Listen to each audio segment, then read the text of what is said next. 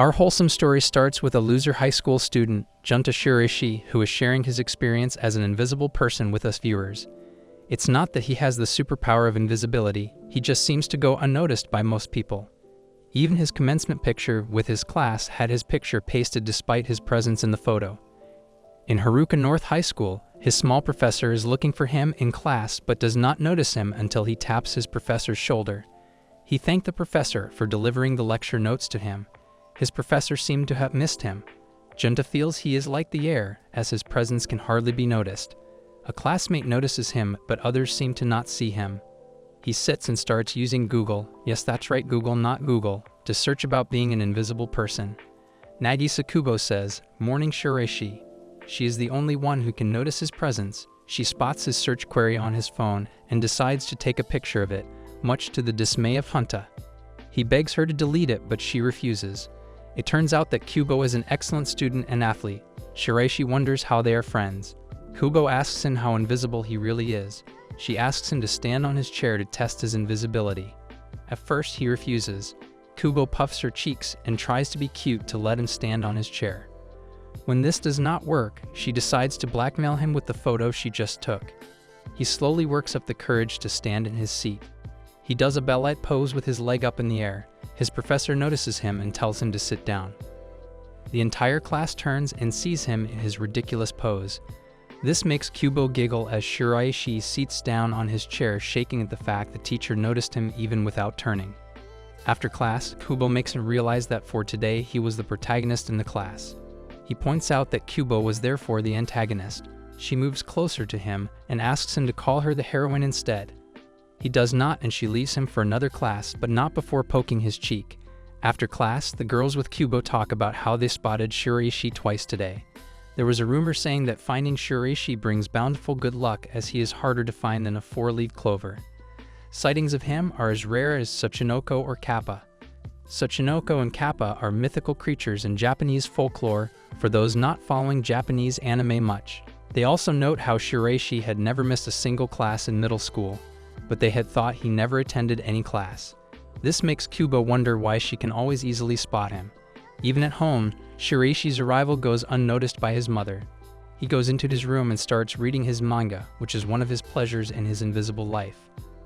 The next day, Kubo approaches Shiraishi with a lot of negative energy. Kubo, as usual, is clueless about why this is. Being a typical girl, she does not tell him directly what he did wrong. This reminds me of a story about a girlfriend who always thinks his boyfriend can read her mind and know what he did wrong. Hint, men do not know what they did wrong, you have to spell it out for them. Shiraishi makes the classic mistake of asking what he did wrong, making Kubo even more exasperated. He offers him milk as calcium is good when one is angry. She calms down and asks him to try to recall his day. He does so and does not notice Kubo greeting him good morning, and instead thought she greeted someone else. Still clueless about what he did wrong, just like any other man in the world, he agrees to a game Kubo offers. She sits on his lap to see if his invisibility works. Nobody notices this, but Shiraishi becomes nervous. He starts narrating how any other man would get enamored by Kubo's sweet scent and the softness of her skin. But his brain is jammed completely and offers no reaction. She squeezes his cheeks and whispers in his ear. This makes him run off. Kubo wonders if she went too far. Shiraishi realizes that Kubo has played him like a fiddle and wonders why she did it. She finds him under the window and tells him, "Won't it ruin the fun if I give you the answer right now?" After class, Shiraishi talks to the professor just to make sure he knows he is present. As he is never called into class, Kubo devises a way to make him participate in class. She volunteers for him and even helps him get the right answer in class. He is praised by the professor and sits down. Although shaken by the experience, Kubo notes he seems to be happy. She tells him he helped him, as someday he may know the answer and help her as she did today. Shiraishi thinks it's impossible, as she is a lot smarter than him, being 3rd place overall while he is 105th place. During the break, Kubo tries to ask him to add her to the messaging app Ping, but is interrupted by her friends. He runs off and goes home. He is happily expecting the release of the new manga volume he has been waiting for. The next day at the Rape Flower Garden, Kubo finds Shiraishi sitting on a bench. She uses this opportunity to take a picture of him, but even her phone does not focus on him. She is undeterred and takes several poses for a selfie until the camera focuses on both of them. She also asks for his number so she can send the picture. She successfully gets his number and leaves him. She secretly acknowledges her satisfaction at the turn of events. That night, she sends a message to him. This shocks him as he has no experience with chatting with classmates. He takes a while to respond but is able to do so. Kubo's sister notes she is happy and wonders what has happened for her to have such a cute look on her face. As she contemplates what tricks she can play on Kubo, she happily stares at the response Shiraishi gave. "I see." The next day in school, Kubo is struggling to stay awake. He thinks he can get away with a nap, especially with his near-invisible ability. He glances at Kubo and sees she is asleep. She awakens a bit and greets him good morning before falling back to sleep. The next class was gym, so Shiraishi had to run, but with his invisibility problem, he has to shout to remind his partner that he had crossed the finish line, otherwise his time would not be recorded. After, he pants as he walks the hallway, physically exhausted from the effort of running. Kubo comes and sees they too have finished gym class. Shiraishi smells the flowery scent of Kubo and moves away as he thinks he probably stinks. Kubo moves in closer and smells him, telling him it did not bother her. This makes Shiraishi panic and moves further away. Now if the girl smells you after gym class and it does not bother her, you gotta wake up and realize something is up. Kubo gets a body wipe for him and he thanks her for her thoughtfulness. She comments, "Now we smell the same." Shiraishi is shaken by this statement, but she leaves, smiling mischievously at him as she does. In the changing room, Kubo cannot help smiling at the thought of Shiraishi and her having the same scent. Her friends notice and tease her about it.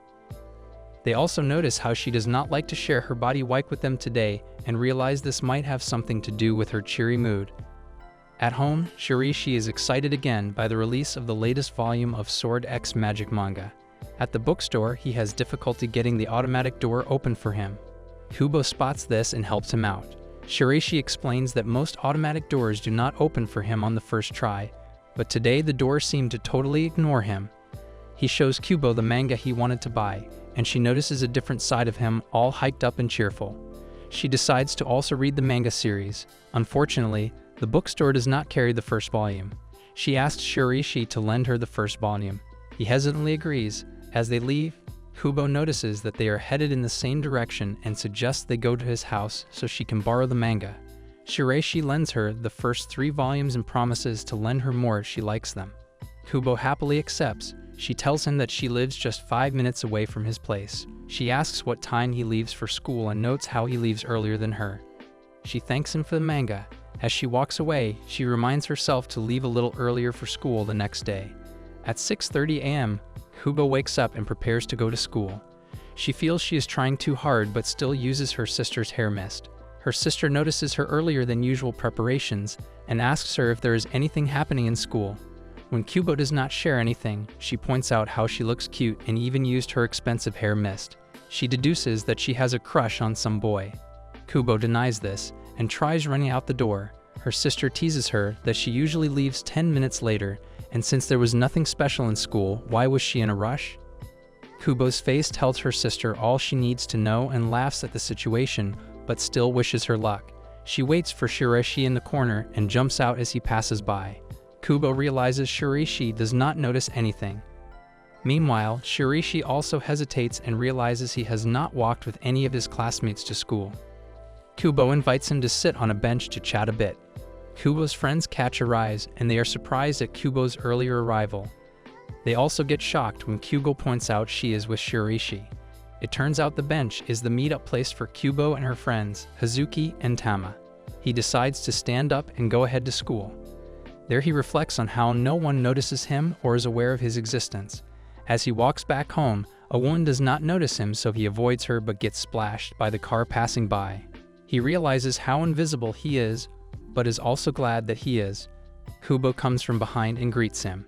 He is once again surprised at her ability to find him. She tells him she saw what happened, and he must get home to shower as soon as possible. They walk home with Shiraishi thinking how unlucky he was being covered with mud and found by Kubo. He gets home and realizes he left his keys. As his mom would be coming back in 2 hours, he decides to go wash in the park. Kubo suggests he go to her place as it's closer and washing in the park may be too cold. They arrive at her place and she tells him that no one is home. She quickly covers up her laundry and shows Shiraishi the bathroom. She gets him some change of clothes, but is embarrassed at the prospect of Shiraishi seeing her bra in the laundry. She prepares him fresh towels and a tracksuit. She also cleans up his dirty laundry. Kubo finishes showering and changes. He finds her waiting outside the room. He thanked her for everything. He leaves after drying his hair. He leaves Kubo and thinks about how anyone can be hyperaware after something like that and blushes. Okay, my boy, you need to wake up and smell the flowers. Or better yet, someone grabs a bat and wakes him up. He is definitely trying to let the girl work so hard. The next day, Shiraishi runs into Kubo and returns the tracksuit. She asks him how tall he is, and he shares he is 5'4". She smiles and says she is 5'3". She steps up the stairs and shares that the difference of 6 inches is similar to her height now. She tells him 6 inches is the ideal height difference between couples. He notes that the man should be taller. She pats him on the head while telling him she does not mind. Her closeness makes Shiraishi nervous. She jumps down the stairs and says she prefers their height difference to be 6 inches. If that was not a hint, you have to have been born yesterday if you did not get that one. She says she is kidding and leaves him more confused than ever. In class, Shiraishi ponders about the fact that the semester is about to end. The professor asks the class to submit their answer sheets, and the class breathes a collective sigh of relief. Kubo turns to Shiraishi and asks him why he is in such a rush. He tells her he has plans and leaves. A woman walks past the park and finds a boy playing in the snow. She approaches him and asks who he is with. Shiraishi tells her he is there with the boy. This shocks the woman as he was just beside the boy and she did not see him. He was watching his younger brother play in the snow, but the woman swears she did not see him. He thanks the woman and then apologizes to Sita. He returns to playing with the snow. Shiraishi thinks about his promise to watch over Sita as he plays in the snow, but hates the fact people do not see him and thinks he is playing by himself. Sita gives him a snowball as he continues to play. Kubo comes and greets Shiraishi. She realizes that he had to be a big brother today and play with Sita. Shiraishi tells Sita to greet Kubo, and he does. Kubo notices Sita looking at the hot chocolate drink she is holding. He tells Shiraishi he likes to drink it. Kubo obliges and gives him the drink. He happily drinks it and then offers some to Kubo. She takes a sip and gives it back to Sita. He then offers the drink to Shiraishi, but he initially refuses, probably thinking of an indirect kiss at this moment.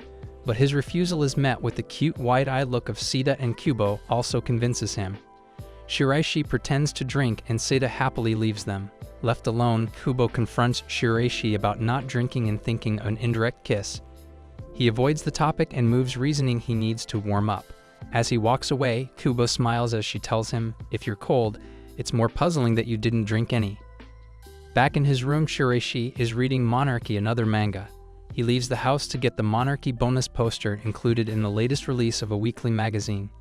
He could have bought it in the convenience store, but since the cover of the magazine has photos of women in a bikini, he was hesitant to purchase it there. For someone with the ability to mimic air, he is putting too much thought into the magazine cover. He cannot get to the magazine as it is blocked by other customers who do not notice him and do not give him enough space to get it. He waits until they leave and proceeds to get the magazine. Noting another magazine out of place, he decides to return it properly. He discovers it to be an adult magazine. He realizes that since nobody usually notices him, he should peek, especially with the cover model looking like Kubo. The shop attendant approaches him and tells him he is too young to be holding the adult magazine. Of all the times for his invisibility, not working this is the worst time for it. He reasons he was putting it back as he is buying a manga. She agrees with him, but also tells him she thought he got curious and wanted to see. He suddenly realizes that a store attendant talking to him is strange, and the only one who easily spots him is Kubo's son. He looks at the name tag and sees the attendant to be Kubo's elder sister. He buys the manga and decides not to go to the bookstore for a while. Kubo's sister finds the ID card that he dropped on the floor. When she gets home, she asks Kubo to give back the ID. Kubo sees it's Shiraishi's, and her sister tells her he was looking at porn.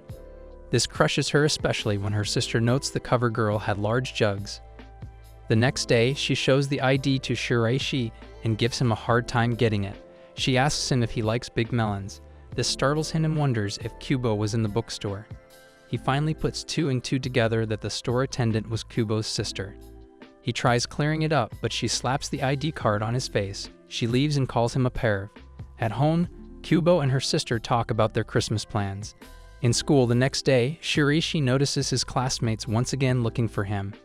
Kubo pokes his cheek and tells him to go to the staff room as their teacher wants to talk to him. He leaves and Kubo overhears a girl talking about watching the Christmas lights with his boyfriend. Kubo comes back and she reminds him of their promise to hang out. Having no plans, he agrees to go. She invites him to meet the next Saturday in front of the train station at 1 p.m. He looks at the calendar and realizes it's Christmas Day on that Saturday. On Christmas Day, he arrives 30 minutes earlier due to his nervousness. Due to the crowds, he has a hard time navigating as most people do not see him in their field of vision. He nearly avoids getting sat on by a couple. At 12:50, Kubo arrives and asks if this could be considered him waiting for her. He lies and tells him he just got there. She holds his hands and notes they are cold. She asks how long he had waited. He admits he waited for about 20 minutes. She gives him a Christmas present as she thought they might exchange gifts. She tells him to buy her a gift. He scours the department store for a gift he has no idea about. He hurries as he does not want Kubo to get cold. He arrives late for the 15 minutes he was given to buy the gift. He gives her winter mitts to warm her hands and he was late as he had a hard time choosing the color. Kubo silently listens and tells him ultimately she loved his gift. She tells him that she now regrets giving her his gift and wants to buy a new one. Her gift turns out to be a bright yellow shirt with the writing main character to help him stand out. He tells her he did not expect to get anything and that receiving a gift makes him happy already. They leave together. Spring arrives and Seda is enjoying watching anime at home with Shiraishi. He mimics the hero's transformation and keeps on repeating the gestures long enough for even Shiraishi to memorize the moves. Their mom tells him to bring Seda to the park as he has been watching too much TV. They both go, and in the emptiness of the park, Shiraishi decides to teach Seda the right moves from the anime to transform. He is unaware of Kubo taking a video of him doing the transformation actions mimicking the anime show. Seda asks him to do it one more time, but he does not as he is already embarrassed when he sees Kubo taking a video. In school, Shiraishi realizes he has put on a mismatched pair of socks, but he is confident in his invisibility that no one will notice. He got through gym class without anyone noticing. He spots Kubo and notices something different but cannot put his finger on it. After class, teacher asks Kubo to put up the new printouts. She asks for help from Shiraishi. He gets conscious of his socks when helping her out. She tells him not to be embarrassed about his socks. She gets up on the chair to straighten the printout and Shiraishi finally figures out she wore tights to school that day. He unconsciously blurts out, "Tights." Kubo sits and tells him he noticed her wearing tights. She explains that her socks were still wet and so she used tights. She asks him if he was staring at her legs and calls her a dirty boy. He defends himself saying he noticed something different about her and was wondering the entire day. She smiles and says she caught him staring at her the entire day. She asks him if she has tried some of the automated hot cup dispensing machines in the convenience store. He tells her yes, and she excitedly jumps down the chair and lands so close to him. They proceed to the store and she tries choosing a drink. Shiraishi thinks that if it were him and Seda, they would order different drinks and just taste each other's drink. Seemingly reading his mind, Kubo suggests they just order 2 drinks and just let each other share the drinks. Shiraishi declines and just decides to buy a meat bun. She asks him to be her guardian angel. As it is her first time, she hesitates regarding the size of her drink. Shiraishi saves her from embarrassment by advising her to get regular. He also reminds her to put the cup on before pushing the button to fill the drink. They head home and Kubo is happy with her drink. She offers him to taste her drink. He again refuses and says he has his meat bun. She asks for a taste. Shiraishi wants to break off a piece to give to her, but she decides to take a bite off his meat bun instead. Oh, the jokes I can mine from that phrase. She thanks him and reminds him to eat his meat bun while it's still warm. She leaves Shiraishi in a daze. 2 ladies bump into him and he drops the meat bun. It's Valentine's Day, and as most anime fans know, in Japan, girls give guys chocolates and sometimes confess their love.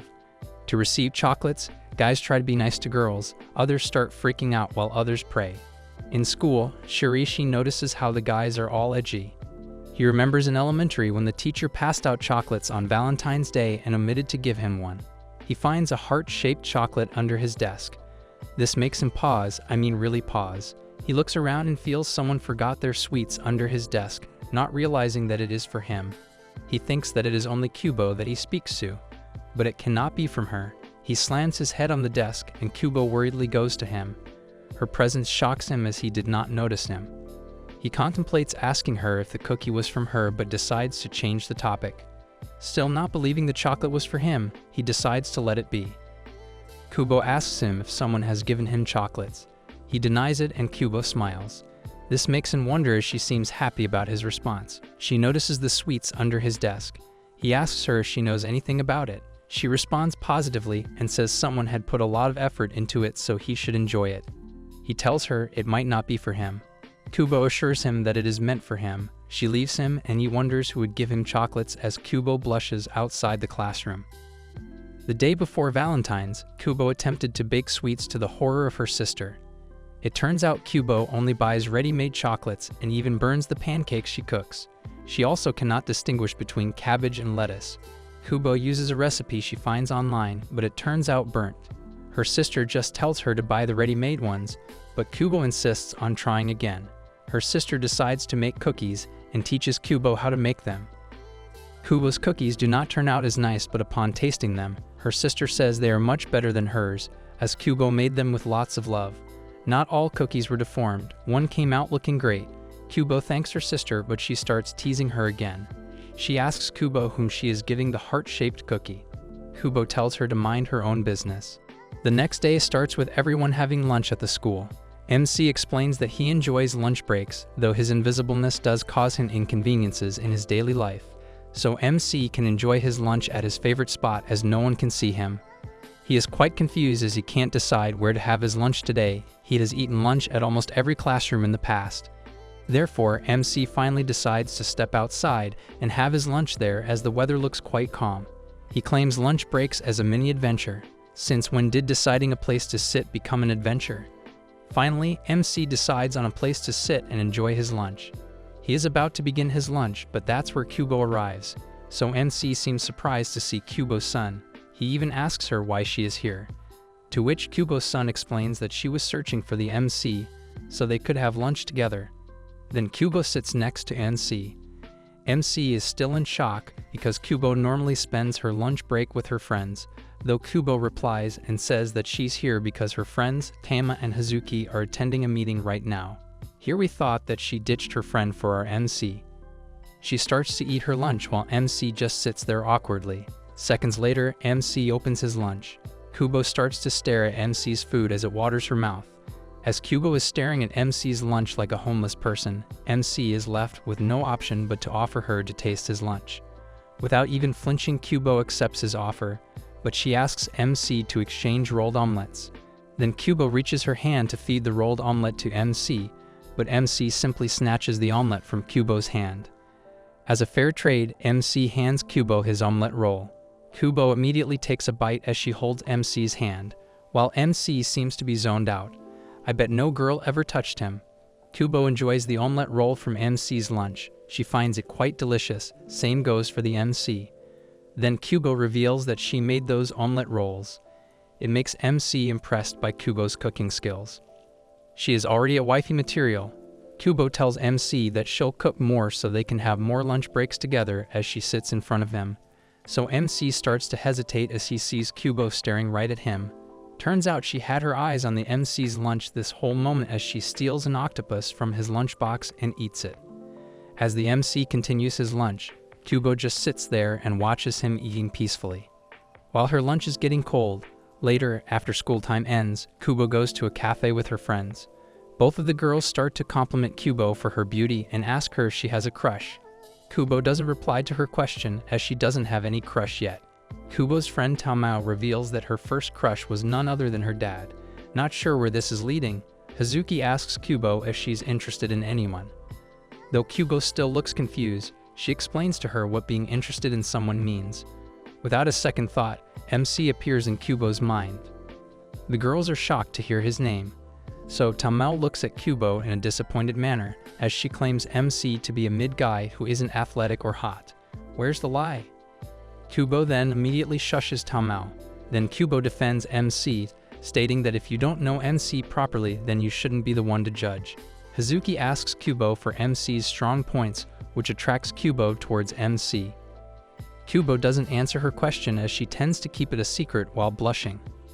Tamao and Hazuki immediately figure out that Kubo has fallen in love with MC, but they tend to keep it a secret from Kubo so she may figure out her feelings by herself.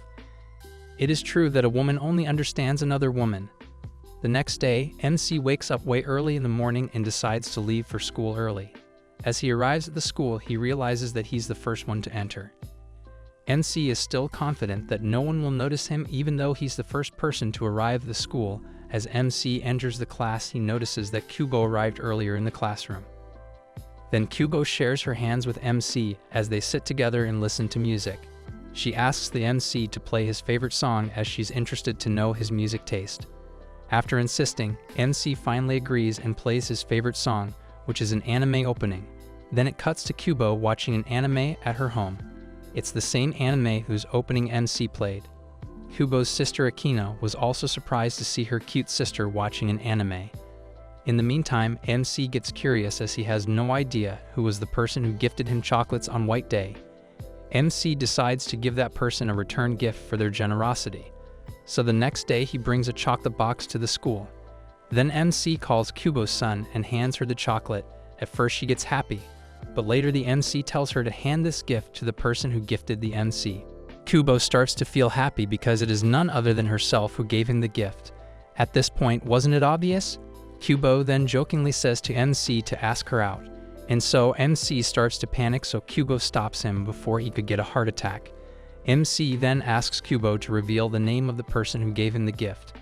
This kid is so dumb. She hints at him by saying maybe it's me and starts to walk towards the class. At this point, Kubo blames MC and says if he still doesn't get it, then it's his fault. As MC is sitting in the classroom, everyone seems to be engaging with their friends while the MC is sitting alone. MC realizes that it would take multiple takes before someone would actually notice his existence. That's when Kubo's son walks in front of him and starts to stare at him. The MC feels wholesome to the fact that she always manages to notice him. That's where Tamao rushes towards Kubo as she seems to be worried. She explains that she isn't able to notice the MC. He's literally sitting in front of her. Then Tamao asks Kubo if she saw him anywhere. So Kubo immediately replies to her and says that she hasn't seen the MC at all. At this point, the MC feels a little bit sad because even Kubo wasn't able to notice him. That's when he realizes that Kubo did stare at him a moment ago. Turns out she lied to Tamao. Was it a prank or jealousy?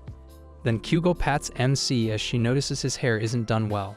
That makes MC tremble, and he runs off to the bathroom to do his hair. Meanwhile, Kubo begins laughing while blushing because it's the first time she's seen him with bed hair. Later, MC explains that it gets hard for him to walk outside. Whenever he drops something, people manage to find that stuff, but they fail to notice MC. Poor MC even lost his student card like that. As MC is walking on the street, he accidentally drops his handkerchief. Though this time a girl notices the handkerchief and returns it to MC. He feels surprised as people are starting to notice him a little bit now. Though MC feels like he has seen someone similar before. That's when Akina walks towards the kid. She immediately recognizes MC as the boy who was reading a porno magazine at the bookstore. So Akina asks MC if he got his ID back from Nagisa. He gets shocked and says that Kubo's son mentioned that her sister was the one to find his ID. That's where MC realizes that Akina is actually Nagisa's big sister, and that kid is their cousin Saki Kubo. That's why MC had his doubts that Saki did resemble someone as she looked similar to Kubo's son. Then MC introduces himself awkwardly. Akina remembers him as the perverted boy who read porno magazines. Akina reveals that Nagisa did look like Saki when she was in middle school. She starts to trick MC as she keeps resembling Saki to Nagisa.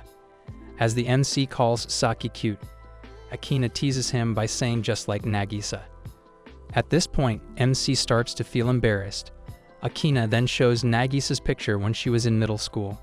Saki asks MC if she'll be as cute as Nagisa. MC starts to hesitate and says that she might look as cute as Nagisa. Then Akina decides to reward MC for cheering up Saki. She asks for the MC's number so she can send him the middle school photo of Nagisa. If MC spends another minute with the cunning Akina, he even spills his feelings.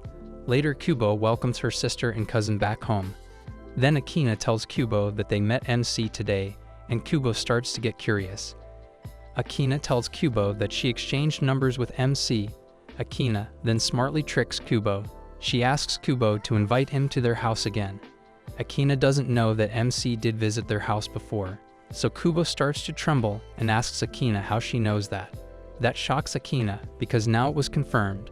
Later that night, MC is having dinner with his family. His mother seems very calm as she starts to ask him how his school is going, but that's when she switches to a scary mother and tells MC that if his grades went down, she'll ground him from video games. Anyways, the next day at school, the teacher announces that their exams are about to start next week. At this point, everyone is doing group study while MC is sitting alone at the library.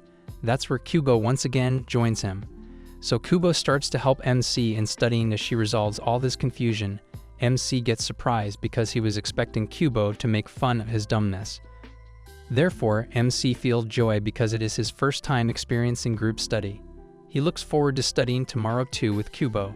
Well, the next day MC wakes up with a high fever. He isn't able to attend school for the first time. Kubo seems to feel down as she notices that MC didn't come to school today. So Kubo can't decide what to message him, so she ends up asking him if he's coming to school tomorrow. As the MC checks his phone, Seda walks into the room and starts to jump on MC. He accidentally touches MC's phone and a sticker gets sent to Kubo which says, "Miss you." At this point, Kubo's heart stops for a second, but MC immediately clarifies to her that it is Seda. In return, Kobu sends him a sticker that reads, "Lonely without you," but she later blames it on her sister. As Kobu is walking to her home, she receives a secret message from Akina. It cuts to the next day where MC seems to arrive late at school. So MC decides to wait outside the class till the period gets over. That's when Kubo walks out of the classroom. She seems unwell as she falls onto MC, as Kubo starts to walk towards the nurse's office in dizziness. So MC decides to accompany her to the nurse's office. Kubo then leans onto MC's shoulder, and so they start to walk while blushing. Not gonna lie, they look cute. It appears that no one is at the nurse's office, so MC leans Kubo to the nurse's bed. Kubo holds MC's hand and falls asleep. Moments later, the nurse arrives, and so the MC walks out. Today, MC starts to feel like the main character for the first time.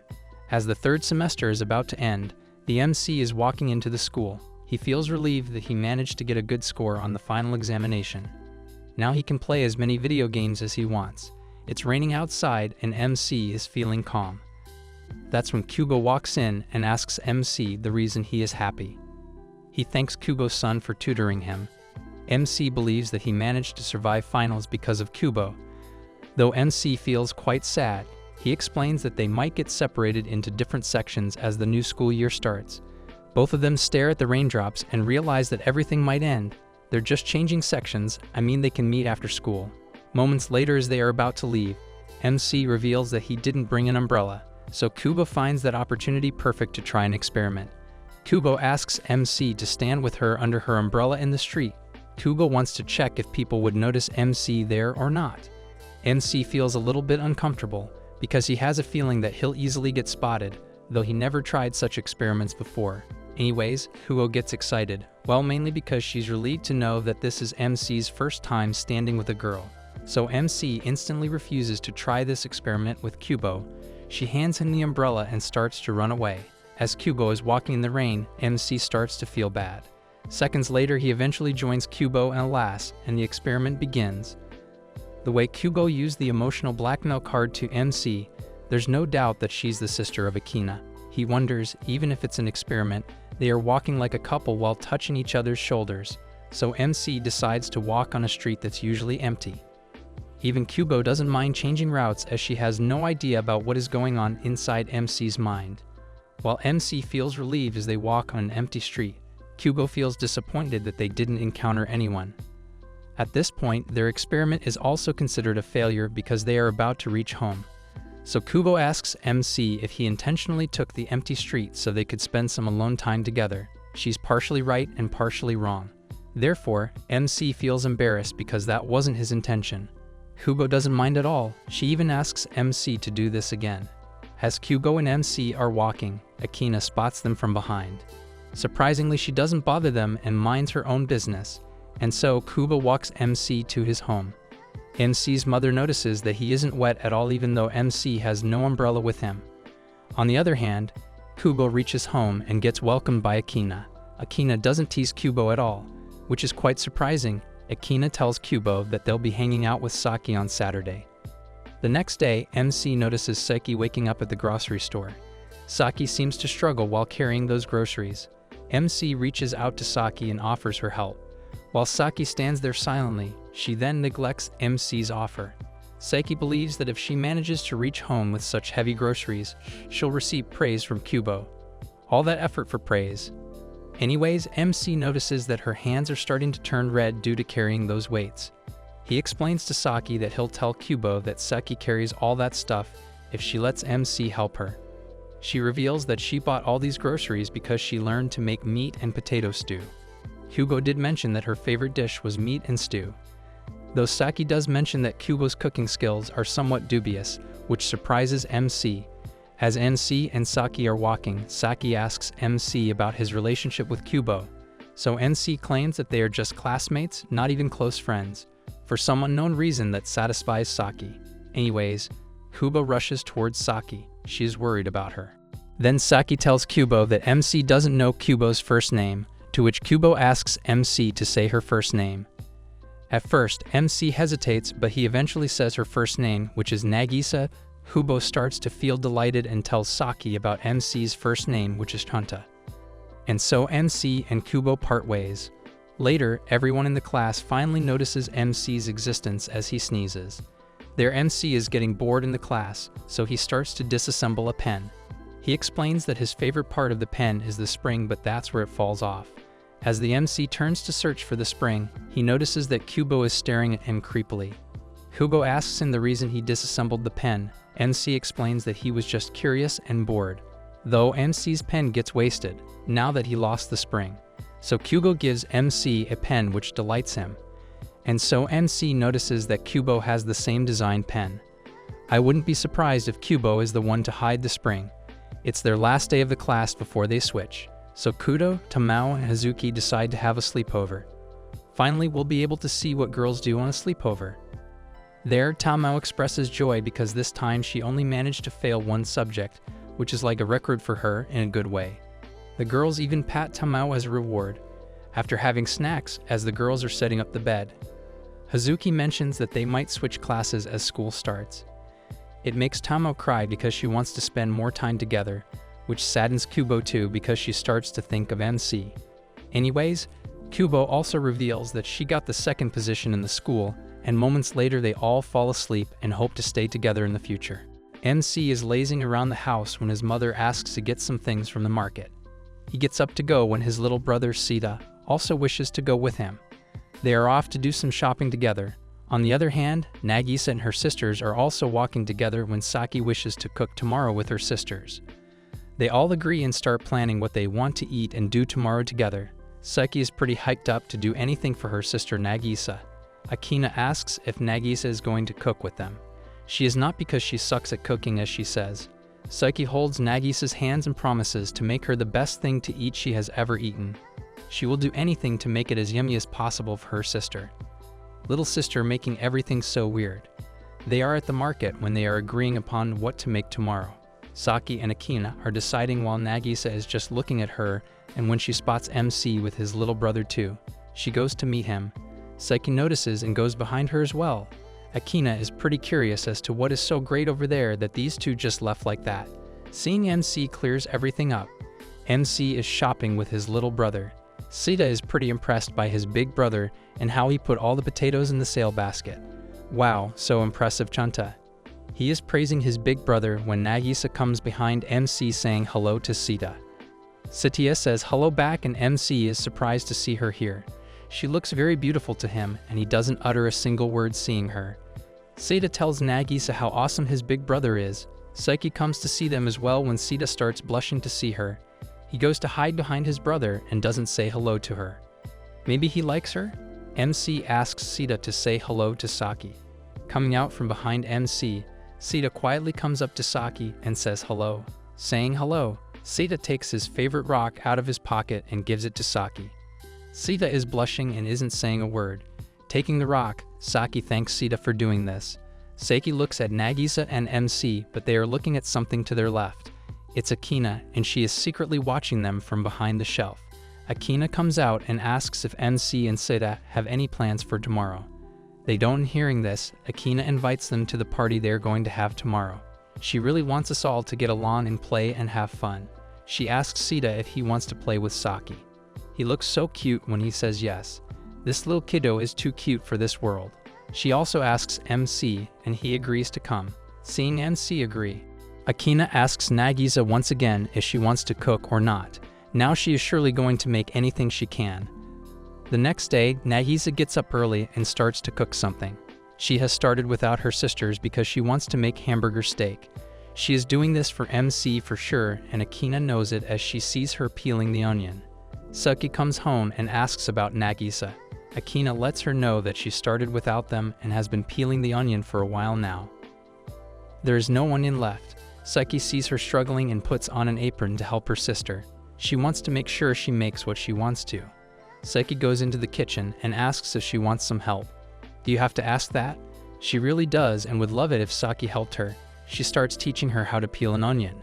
She starts to explain how to peel and cut an onion. But everything is going above her head.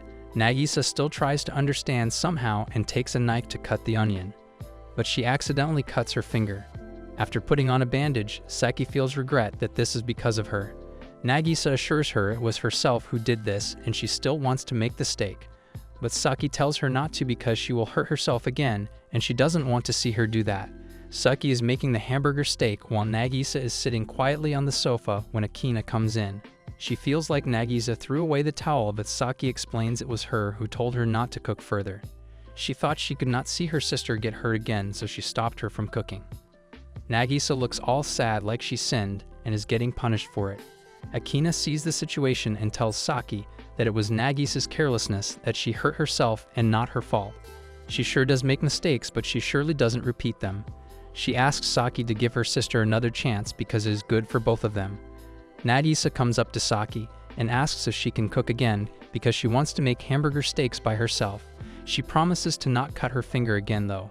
Saki and Akina start giggling and Nagisa is curious about it. But Saki is ready to make some delicious hamburger steak with Nagisa. They power through and Saki leads Nagisa with the cooking. Nagisa is working quite hard for her first time and is really putting her heart into it. They have finally made the hamburger steaks. Salt Bae charges you a kidney and your left eye for such a steak. Akina sees both of them working together and loves seeing her little sisters getting along so well. Nagisa lets Saki take a bite of the hamburger steak and she loves it. Akina and Saki wonder why she made the hamburger steaks though. Saki feels like it was for MC, but she says she was just craving these, nothing else.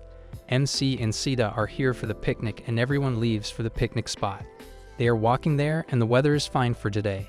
Nagisa and MC are chatting when MC's tummy gurgles. Nagisa wonders if he has eaten or not, and he has not. He really wanted to eat what they had made for them. Coming to the spot, they lay out the dishes and everything looks great. Akina gives Sita the first bite and he loves it. Even more, after knowing that Saki made this. Akina is enjoying this occasion with alcohol while MC just wants to eat something. He really wants to eat the hamburger steak, but they are too far away from him, so he just starts with something else for now. He is about to take something else when Nagisa takes a hamburger steak and gives it to MC. He is surprised, but Nagisa sees his stare at them, so she takes one and gives it to him. He thanks her and gives it a try. MC finds it very delicious and Nagisa starts blushing hearing this. Akina looks at both of them and cannot control herself. She is really drunk after chugging down a lot of beers. She gets up and sits in the middle of them. Suddenly, she starts hitting on MC and trying to give him suggestive ideas. MC cannot believe he is looking directly at Akina's big melons.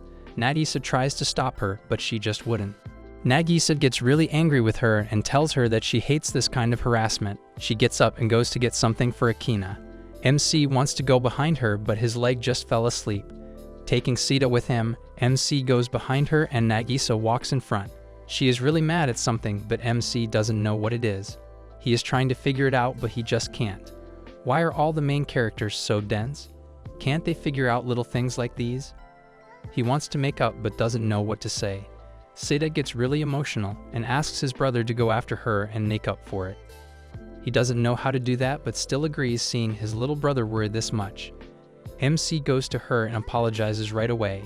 Nagisa starts walking again saying it was even his fault. This crushes MC and Sita goes to Nagisa. Pulling her from the back, Sita asks her to make up with his big brother.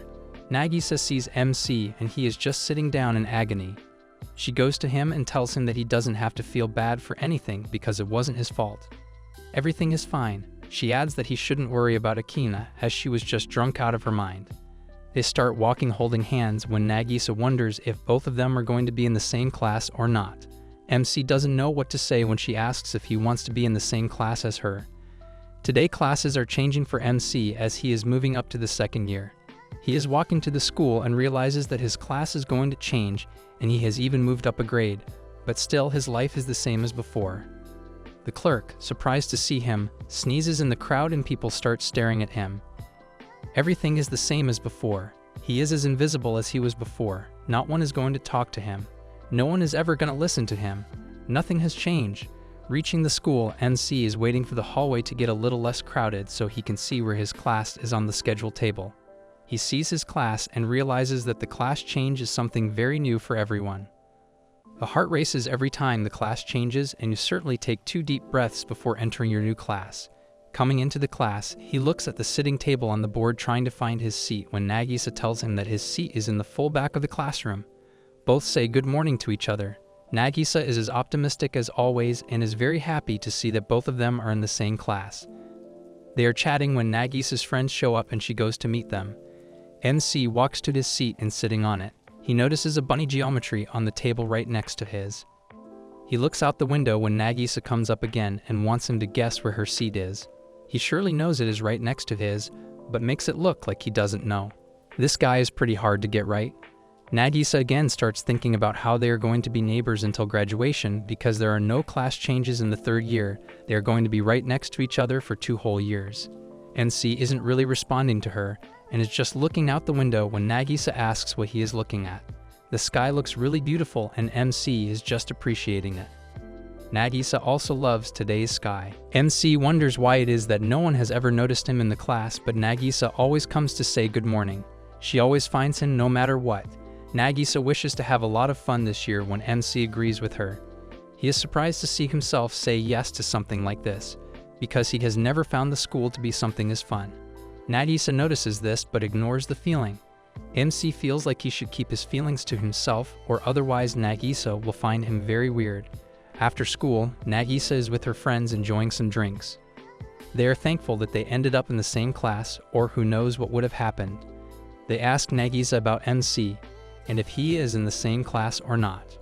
She thought they had noticed him today, but they didn't. She tells them that he is in the same class. That is when both of them say that they have never noticed him in the class. This gets Nagisa thinking about him and how he would feel about it.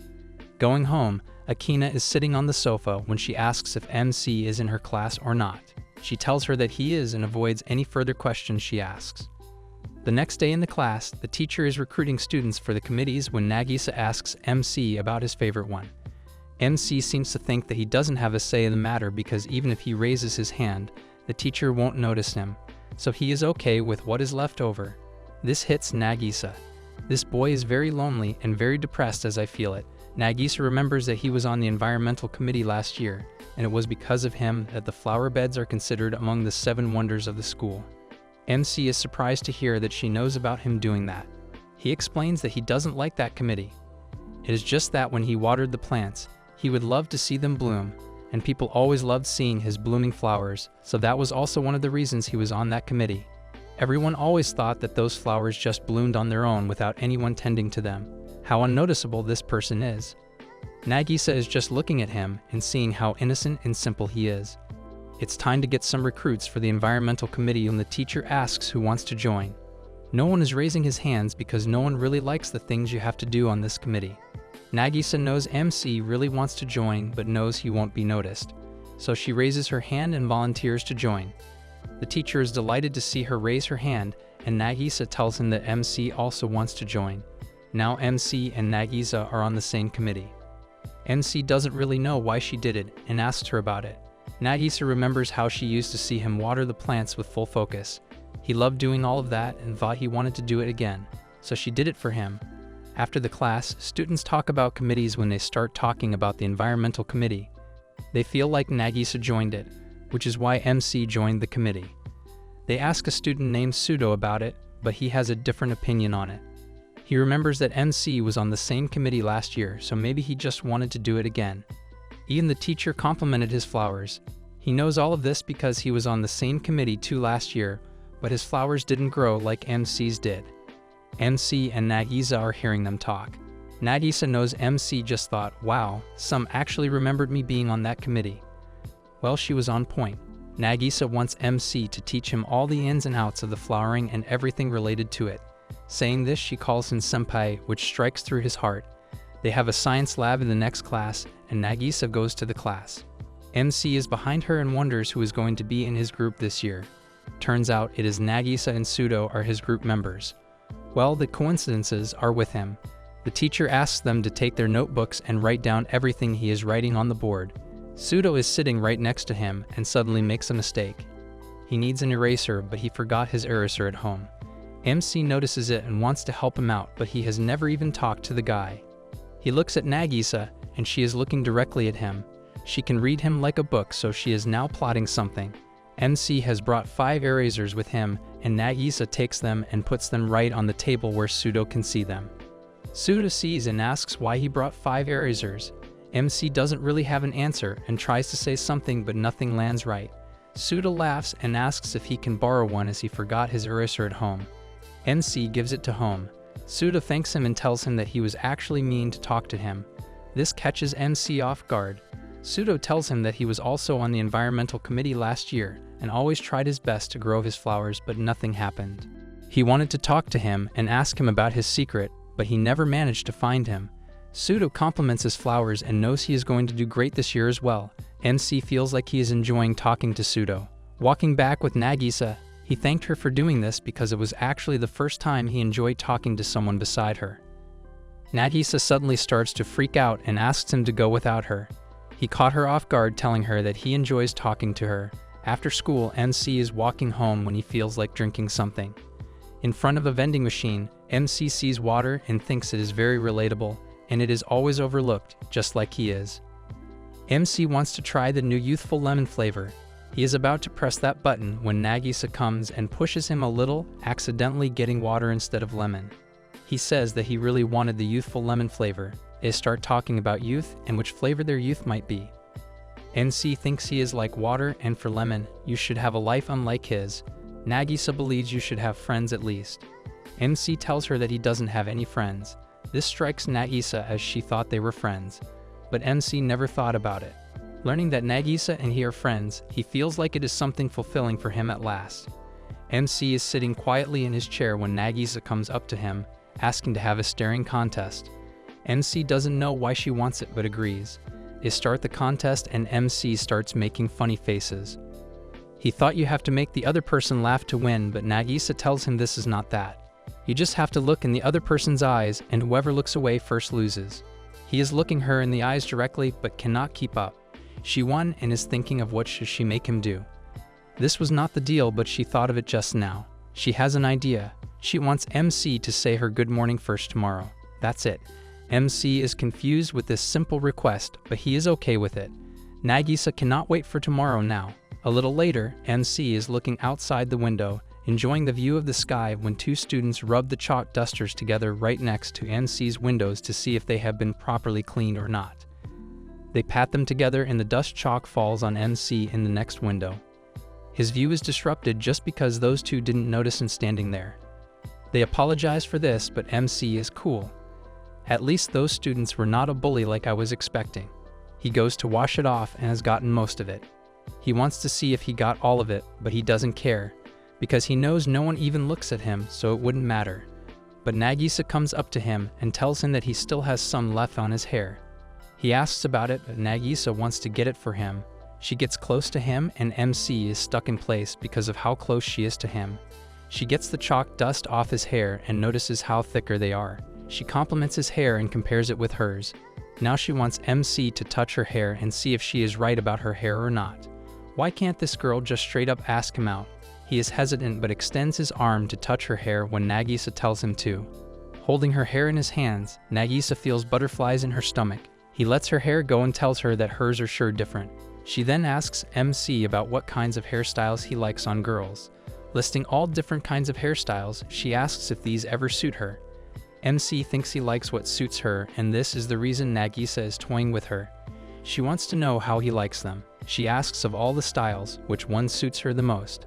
He doesn't clearly answer her question but tells her that ponytails mostly suit girls. Saying this, he leaves saying he is going to check if there is any more dust on his hair or not. Nagisa is left thinking that maybe she will do ponytail style tomorrow. In the next class, the teacher tells everyone that their physical exam is going to be tomorrow, so they should be prepared. MC wonders if he has gotten taller or not when Nagisa comes up to him. She is staring at him, which gives off that she is going to tell him that he hasn't gotten any taller. But Nagisa asks if he has gotten taller. This freaks him out because no one has ever noticed him. And that is why no one can seem to tell if he has gotten taller or not, because no one knows how he looked before. Nagisa has a plan. She takes MC to the stairs and tells him that they should compare heights. There is no one around, and this is a perfect playground for Nagisa with MC. MC genuinely wonders if he is taller than her or not, but there is only one way to find out. She tells him to not slouch because it decreases height a little bit. Then she wants him to stand against the wall and point his height with a ruler. She is completely dominating him, and he cannot do anything. He knows she is toying with him, but he knows he wouldn't be able to do anything. She wants MC to keep his chin up and face forward so she can take the right measurement.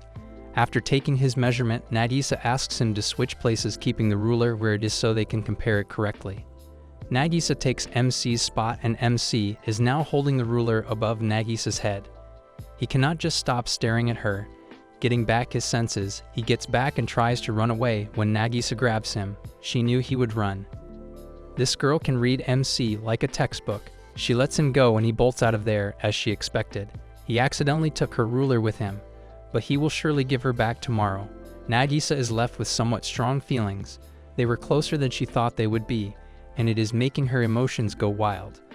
The next day, Nagisa reaches school and sees MC is not at the bench like usual. She is first and sits on the bench. MC shows up and tells her good morning. But Nagisa had forgotten about the staring contest. MC returns her ruler and takes off. Nagisa is grinning and her friends ask her about it, but she doesn't tell them the real reason. MC is sitting in his tracksuit in the class, and it feels very different. His tracksuit was a little baggy last year, but it is much more fitting now. Nagisa comes up to him and tells him exactly what he is thinking, which scares him again. She thinks of him like a scared little kid that she is babysitting, but with a little bit, or I should say, full dose of romance. Out of nowhere, Nagisa wants to check out his jacket and complete the comparison from yesterday. MC doesn't want to do it but agrees. Giving her his jacket, Nagisa is clearly smaller than him and the jacket is very baggy on her body. She sits on the chair with his jacket on, admitting that he is taller. MC looks away for a second and looks back only to see Nagisa out of the class, telling him to hurry up as the exams are about to start. He asks her to give the jacket back, but she goes away saying she is borrowing it for a bit. After the exam, everyone got their results, and Nagisa is not taller than last year. Her friend wants to control her weight, telling her that she wishes she was like Nagisa, who can eat whatever and not gain weight. Nagisa isn't worried about her weight but wants to put on fat in certain areas. She definitely wants her melons to get bigger. Her friend notices that her jacket is a lot bigger, but Nagisa avoids any questions, saying it is her sister's. So MC did get taller, but not Nagisa and her friends. At home, Akina gets up and comes down to the living room only to see Nagisa going through her magazine. She is embarrassed, but Akina assures her it is okay as she is already in the second year. On the other hand, MC is hiding behind a pole watching someone when Akina comes behind her. She scares him a bit but apologizes for the picnic. Asking about what he is doing here, MC explains he is watching Sita as it is his first errand alone today. She knows this feeling and remembers when Nagisa went on her first errand. Sita is doing great and MC and Akina are walking behind him, watching him. He gets the eggs from the store and takes them home. MC and Akina are waiting for him outside the house. He is very happy that he has done his first errand with perfection. Akina goes and gives Sita a hug. This reminds her again about Nagisa when she was doing her first errand. She was also taking eggs but fell and broke almost all of them.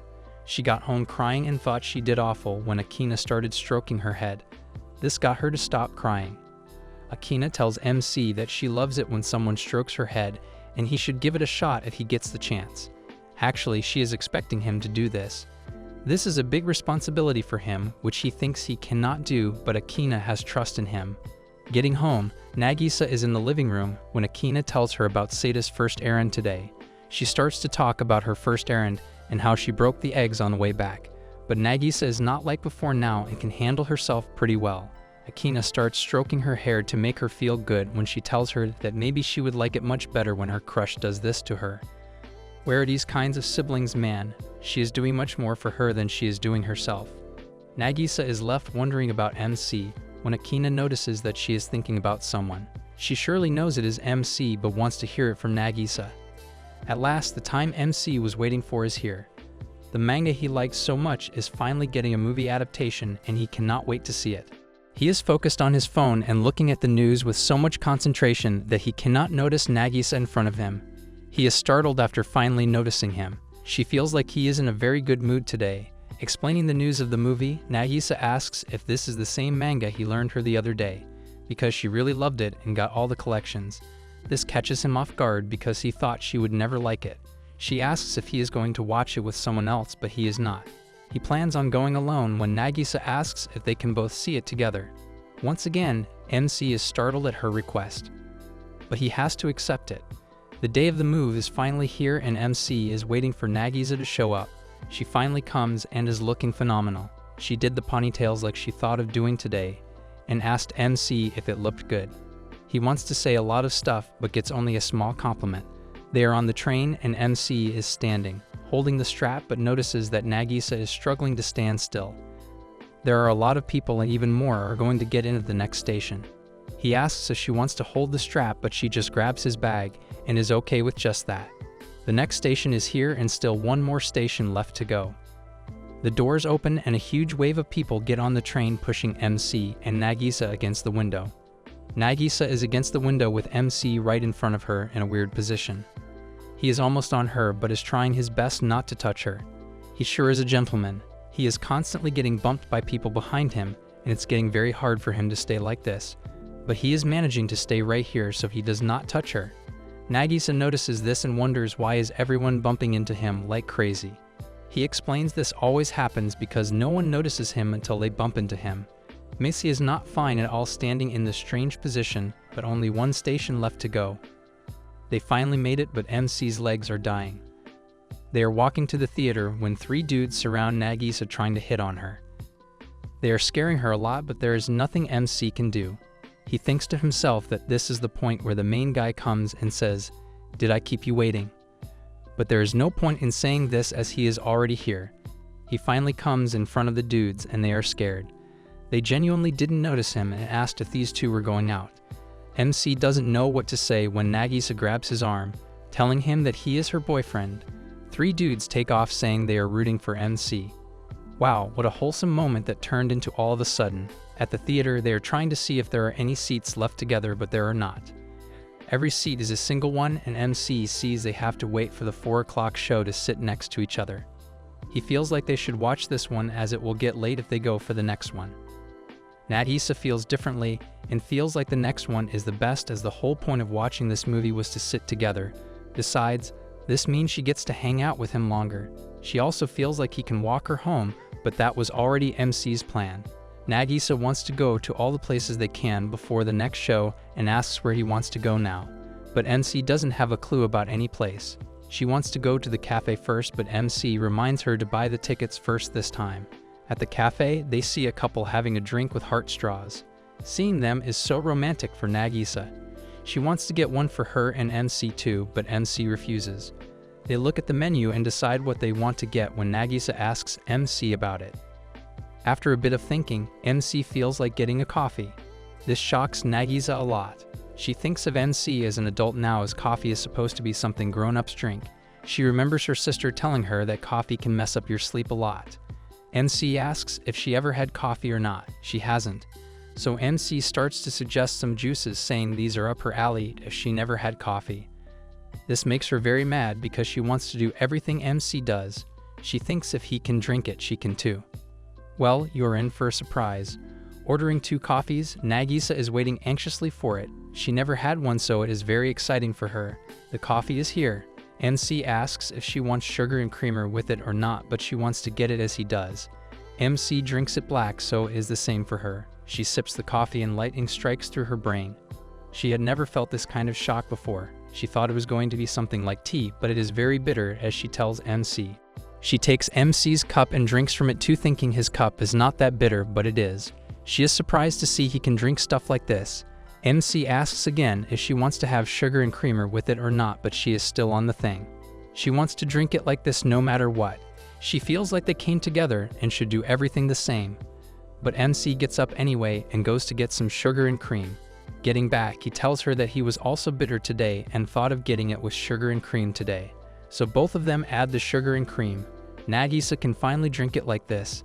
MC doesn't like his coffee like this because he has a habit of getting it black, but drinks it just for her. Finishing the coffee, they go to a toy store where MC is trying to win a prize from a toy machine. Nagisa asks about it when MC explains that he was here with his little brother trying to get him the toy he wanted, but there was no luck. He is trying that once again, but still, it is not happening.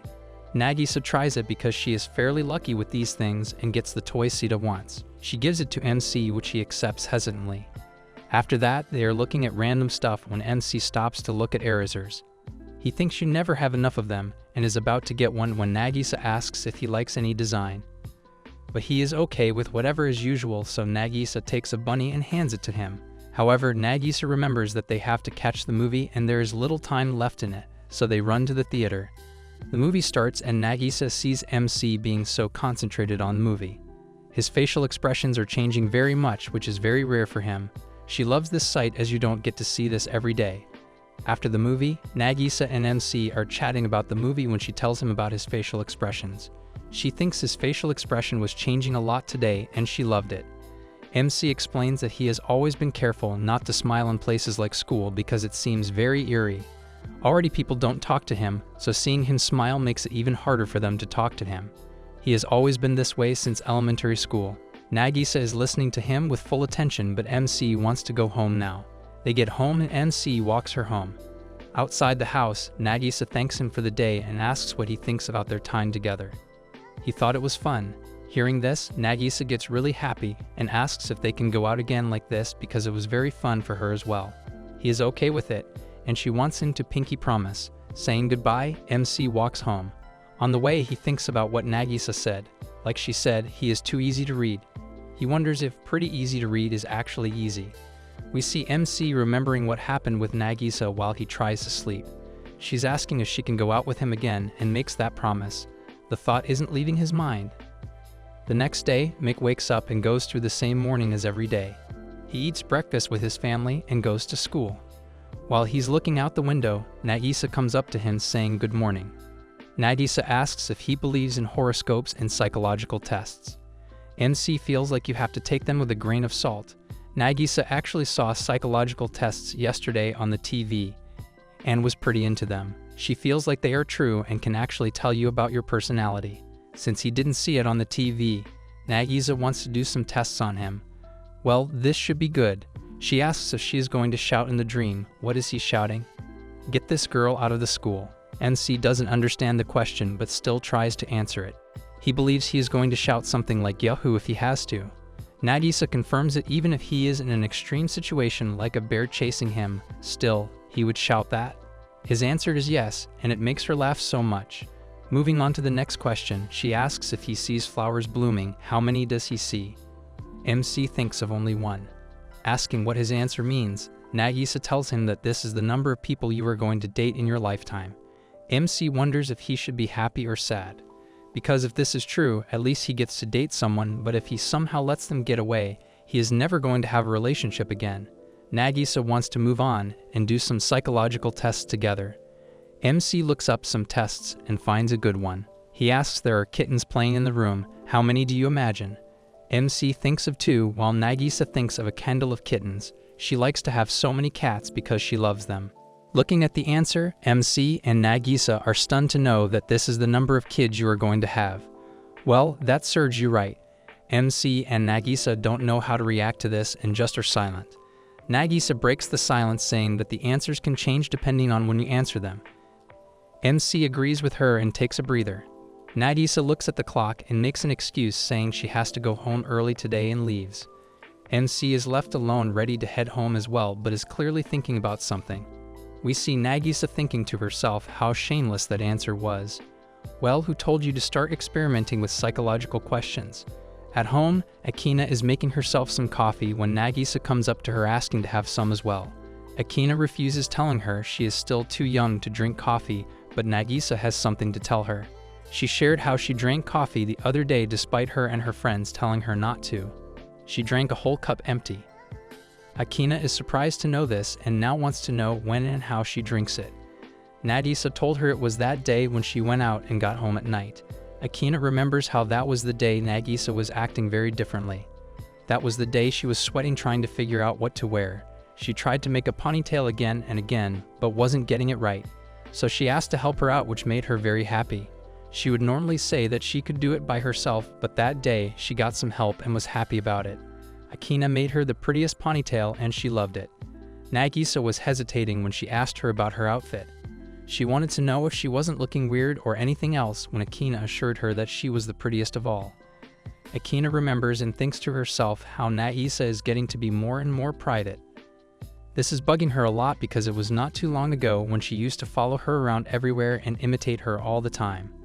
Nagisa assures Akina that she is imitating her trying to drink coffee. She is just becoming more and more like her now she thinks about it. She makes Akina happy. Nagisa steals her coffee cup and runs to her room.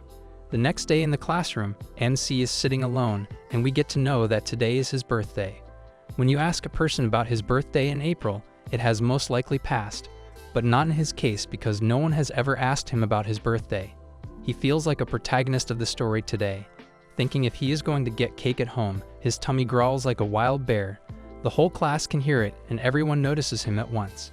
Nagisa is smiling, seeing that MC is finally noticed by a lot of people at once. She gives him chocolate because he is hungry. He takes it and looks at it. He sees a note that says happy birthday. He is surprised that she even knows when his birthday is. Nagisa saw it on his ID that day when he lost it.